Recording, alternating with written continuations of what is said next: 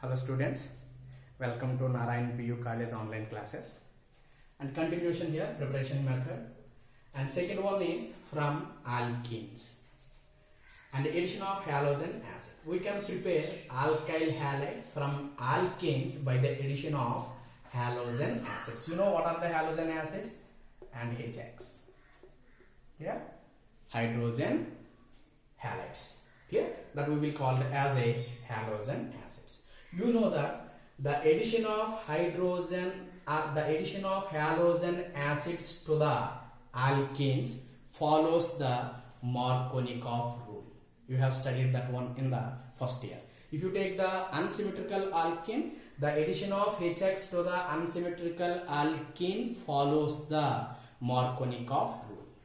Symmetrical means it will not follow. No need to follow the Markovnikov rule. Suppose simple example I will take, and here take the alkene, symmetrical alkene, CH2 double bond CH2 ethene, and add here HX.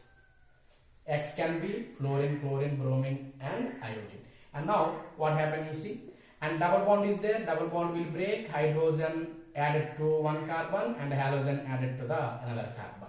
Double bond, when addition takes place, double bond become a single bond. Then what you will get, H will be added here and become a CH3, and you will get the CH2X. This is addition of halogen acids to the symmetrical alkenes. If you take the unsymmetrical alkenes, then the addition follows the Markovnikov rule. And you know that, and CH3, suppose I take CH double bond CH2, if I take here HBr,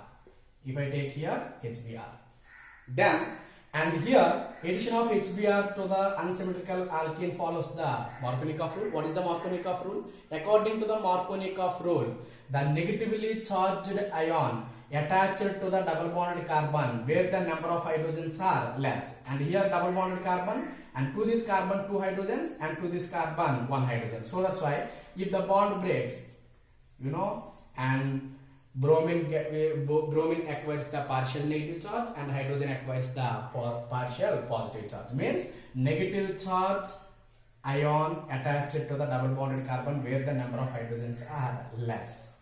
Clear? And now double bond become a single bond, and bromine added here, hydrogen will be added here. Then what the compound you will get? CH3, and you will get the compound is CHBr, and here CH3. This is the major product. This is what it is, major product. Which rule it follows here? Markovnikov rule. And you have studied already this rule in the first year. Clear? And in the same reaction we have prepared what it is. This is the major product. Minor product means bromine added to this carbon and the hydrogen added to this carbon. And now I will put here same compound I have taken here, and CH double bond and CH2 HBr, and in presence of peroxides. Addition of HBr to the unsymmetrical alkene in presence of peroxide follows which rule here? Anti-Markovnikov rule. Anti-Markovnikov rule. It follows anti-Markovnikov's rule. Clear? So what is the rule here? Anti-Markovnikov rule. Bromine acquires the partial negative charge and the hydrogen acquires the partial positive charge. According to the anti-Markovnikov rule, the negatively charged ion attached to the double bonded carbon where the number of hydrogens are more, and the hydrogen will be added to the where the number of hydrogens are less. Then what the compound you will get? You will get the compound is CH3 and CH2 and CH2Br. Clear? And this is the and addition of HBr according to the anti-Markovnikov rule, and this is addition of HBr according to the Markovnikov rule. Anti-Markovnikov rule, this addition of HBr to the unsymmetrical alkane follows the anti-Markovnikov rule, and the mechanism involved here is free radical mechanism. Mechanism here, free radical mechanism. and this Markovnikov rule takes place according to the means through carbocation. What is the intermediate in the Markovnikov rule? Carbocation. In the anti-Markovnikov rule, free radical is the intermediate. Carbocation. Clear?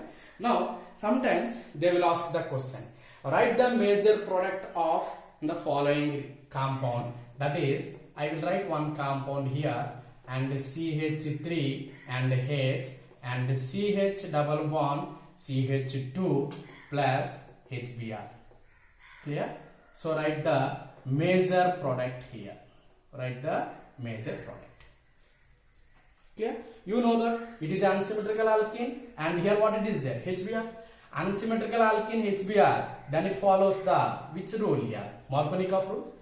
Markovnikov rule means what the product you should get. And here negative partial negative charge on the bromine atom, partial positive charge on the hydrogen atom. According to the Markovnikov rule, bromine should add to the double bonded carbon where the number of hydrogens are less, and hydrogen should be added here. Then what is the compound you will get here? CH3 and here CH3 and H, and you will get the Br and CH3. This should be the product, but it is not major product. It is not major product. Why? Why? Because you know that this reaction, it is a Markovnikov addition. Markovnikov addition reaction occurs through carbocation intermediate. So write the mechanism for this one. So what it is? CH3 and here CH3 H and CH and double bond.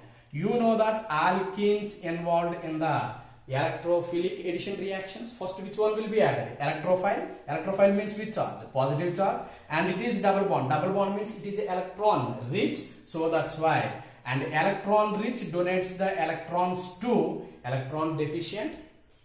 Clear? Now, this bond is shifted here. Bond is shifted means this carbon gets negative charge, this carbon gets the positive charge.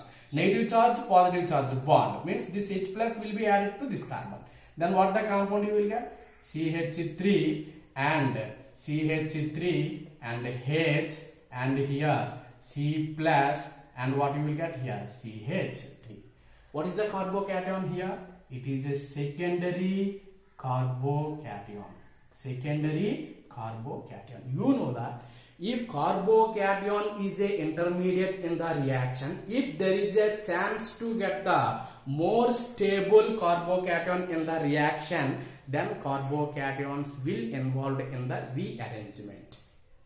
Clear? It is a secondary carbon. If there is a chance to form here tertiary carbocation, then this carbocation involved in the rearrangement. Why? Because tertiary carbocation is more stable than the secondary carbocation. You see whether chance is there or not. You see now. And here I will write the same compound CH3 and here H and C positive charge and CH3. Now what happened here? See now, this hydrogen along with this bond electrons means it hydrogen will be removed as a hydride ion H minus. It is taking these two electrons. Now with these two electrons it will move here.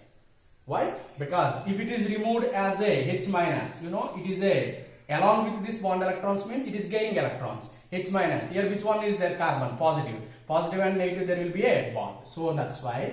And what the compound you will get here? CH3 and here CH3. H is taken electron, H minus. So carbon gets the positive. Carbon is losing electron, H is gaining electron. So losing electron means positive charge. Gaining electrons means negative charge. So hydrogen negative charge, carbon positive charge. And there will be a bond. So here CH and H will be added CH2 and CH3. Which one here? It is a tertiary carbocation. It is a which one here? Tertiary carbocation, which is more stable than the secondary carbocation. So that's why it involved in the rearrangement. This we will call as this is one carbon and this is two carbon means.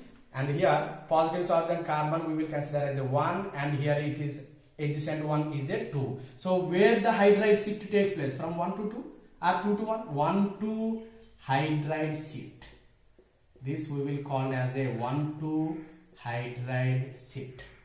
So now it is more stable carbocation. Now H plus is added, but which one is there extra here? HBr we have taken, H plus added, Br minus is there. Now this Br minus will be added here. Then you will get the CH3 and CH3 and Br and CH2 and CH3. This is the major product, but not this.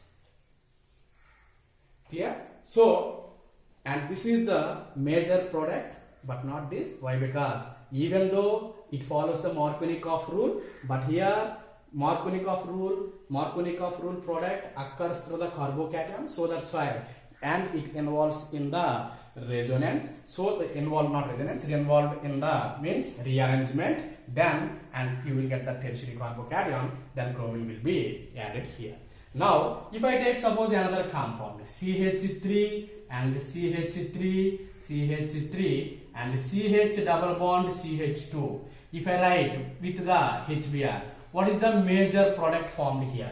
Same up to the first step, it is okay, secondary carbocation, but here previous what is there? Hydroid shift, but here which shift will take place? Methyl shift.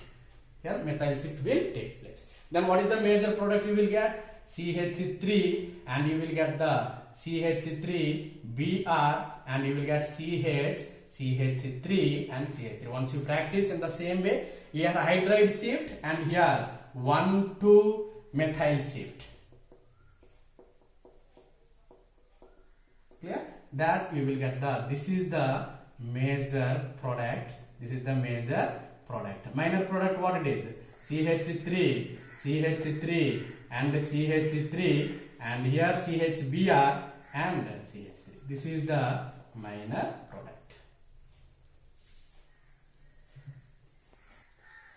Next one, first one we completed addition of halogen acid. Second one, addition of halogens to the alkenes. Clear? And very important here, addition of bromine, specifically we will add here bromine, addition of bromine in CCl4, addition of bromine in CCl4 to the alkenes, then you will get the compound is alkyl halides, you will get the vicinal dihalides here. But this reaction is very important. Why? Because you see the first one. I will say first take the example. I will take here one example is ethene and treated this one with the bromine in the presence of CCl4. Clear? So means CCl4 is a solvent. This is a which one here? Solvent. CCl4 is a solvent. Now addition takes place. Addition means what it is? Previous HBr is there at one carbon hydrogen and the second carbon bromine. But here what is there? Both are bromines only. So bromine will be added here. So now you will get CH2Br and to the another carbon another Br. This is simple addition and this we will call as I already said. Two halogen atoms are attached to the adjacent carbon and those halides we will call as vicinal dihalides. Vicinal dihalides, or we can say vicinal dibromides. Clear? I said this reaction is important. Why? Because, and you know, if I take here bromine in CCl4, take the solvent here CCl4 and the color of this compound is a reddish brown. What is the color of this bromine in CCl4? Reddish brown. The color of bromine in CCl4 reddish brown. Then what I will do, I will pass through this solution ethylene gas, CH2 double bond CH2. The moment when I add the ethylene, pass the ethylene gas through and bromine CCl4 solution, then this reddish brown color is disappears. This color will be disappears and this solution turns into colorless. Means what does it mean? If bromine in CCl4 the color is reddish brown.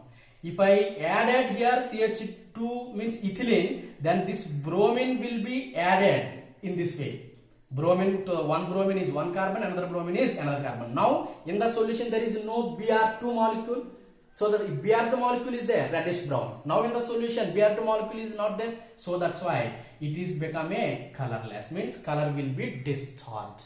So that's why this reaction is used to detect the double bond in the compounds. Use it to detect the double bonds in the compounds. So I don't know, I have given one compound to you. Whether the compound is having the double bond or not, I don't know. But I want to check whether the compound is having double bond or not. What I will do, I will take the beaker and take the bromine in CCl4. The color of that compound is reddish brown, and I will put the compound. If the compound is having double bond, then the reddish brown color is discharged. The solution become a colorless. If there is no double bond, now then what will happen? This reddish brown color will not be disappear. This solution like it remains reddish brown only after adding the compound, means the compound doesn't have any double bonds. Okay, so that's why this reaction is used to detect the double bond in the compound.